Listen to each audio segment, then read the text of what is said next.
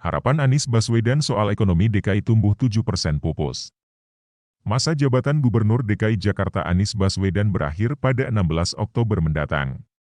Selama kepemimpinannya, pembangunan infrastruktur cukup menjadi sorotan. Seperti halnya revitalisasi kawasan kota tua, revitalisasi halte Transjakarta, integrasi transportasi, hingga pembangunan Jakarta International Stadium, JIS. Di bidang ekonomi, Anies Baswedan sempat sesumbar bahwa tahun 2022, ekonomi DKI Jakarta bisa berada di angka 7%. Pernyataan itu diungkapkan pada tahun 2018 lalu. Namun demikian, harapan tidak bisa berjalan mulus. Dinamika politik maupun ekonomi baik tingkat lokal, nasional, regional hingga global memaksa Anies untuk gigit jari. Ekonomi DKI pada tahun ini diperkirakan hanya berada di kisaran 5%. Jauh dari harapan sebanyak 7%. Kondisi ekonomi 5 tahun terakhir.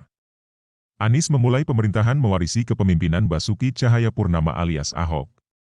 Pada masa pemerintahan Ahok, ekonomi Jakarta mulai menunjukkan penurunan, kendati ada peningkatan pada tahun 2017. Tren penurunan pertumbuhan ekonomi global pada kurun waktu 2012 hingga 2015 ikut memengaruhi laju PDRB DKI Jakarta. Pada tahun 2012, misalnya, ekonomi Jakarta mampu tumbuh di angka 6,53%. Kontribusi terbesar perekonomian Jakarta adalah sektor perdagangan sebanyak 16,38%, konstruksi 13,8%, manufaktur 13,7% dan sektor keuangan dan asuransi sebanyak 10,4%. Namun seiring melambatnya laju sektor perdagangan, ekonomi Jakarta berangsur melambat. Pada tahun 2013, pertumbuhan ekonomi Jakarta tercatat melambat menjadi 6%, tahun 2014 5,91%, 2015 sebanyak 5,89% dan tahun 2016 tersisa 5,85%. Pada tahun 2017, ekonomi Jakarta mampu tumbuh lebih tinggi. Tahun 2017 adalah pelaksanaan Pilkada DKI Jakarta. Pelaksanaan pilkada yang cukup ramai, namun penuh dengan kontroversi itu, menyingkirkan Ahok.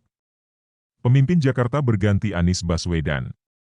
Pada tahun terakhir Ahok dan awal Anies memimpin DKI, ekonomi Jakarta tercatat mampu tumbuh di angka 6,2%. Sektor perdagangan masih mendominasi PDRB Jakarta dengan porsi 16,68%, disusul manufaktur 13,42%. Namun pada tahun 2018, pertumbuhan ekonomi Jakarta kembali turun di angka 6,11%. Tren ini berlanjut pada tahun 2019 yang pertumbuhannya hanya di angka 5,82%. Pandemi dan pemulihan. Sementara itu, tahun 2020 adalah tahun yang penuh tantangan. Pandemi melanda dunia. Ekonomi amblas karena kebijakan pengetatan dilakukan di mana-mana. Tak terkecuali dengan Jakarta. Jakarta tercatat beberapa kali menerapkan pembatasan sosial berskala besar alias PSBB yang kemudian istilahnya berubah menjadi PPKM. Pada tahun itu, mayoritas sumber utama pertumbuhan ekonomi Jakarta terkontraksi. Sektor perdagangan mengalami kontraksi menjadi minus 7%, manufaktur minus 10,34%, dan konstruksi minus 5,5%. Sektor komunikasi masih tumbuh. Pertumbuhannya bahkan mencapai 11%. Kendati demikian, pertumbuhan sektor komunikasi tidak mampu menyelamatkan ekonomi Jakarta.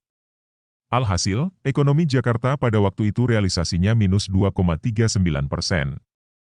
Tahun 2021 ekonomi Jakarta mulai pulih, meski pandemi belum sepenuhnya usai.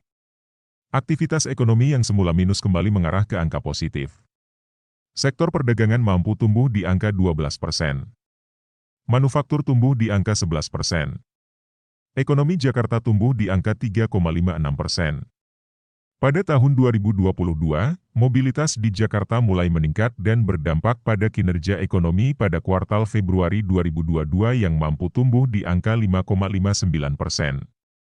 Jika tidak aral melintang pada 2 kuartal setelahnya dan laju pertumbuhan sesuai ekspektasi. Ekonomi Jakarta diramal akan pulih pada tahun terakhir Anies memimpin Jakarta. Sumber, bisnis.com